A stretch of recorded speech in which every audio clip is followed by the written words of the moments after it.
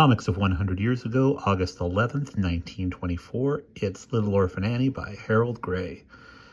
The orphan kids are rushing toward an old bald man with very heavy-lidded eyebrows. He's wearing a black jacket, white slacks, and white shoes. He's leaning on a cane, and he says, "Well, well, here we are again.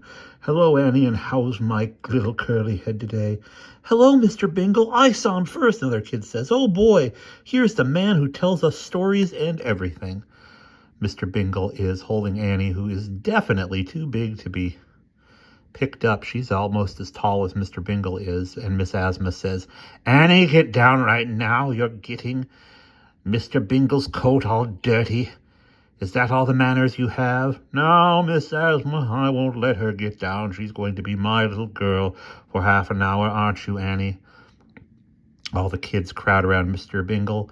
They're all wearing very similar checked frocks to what Annie has on. Mr. Bingle has Annie on his lap, and he says, "But no one could get the glass slipper on but Cinderella. So the prince married her, and she became the queen of the land. So you see, one can never tell what's going to happen. The worse things seem, the better they'll be later on." And Annie says, "One thing ought to be awfully good later on. Then things ought to be awfully good later on, hadn't they?" Miss Asma says, "I don't like to interrupt, Mr. Bingle, but it's the children's bedtime, one of our rules, you know."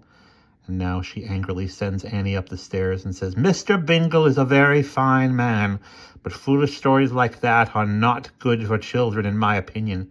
Now you march right up to bed and get that fairy stuff out of your head. It's all poppycock."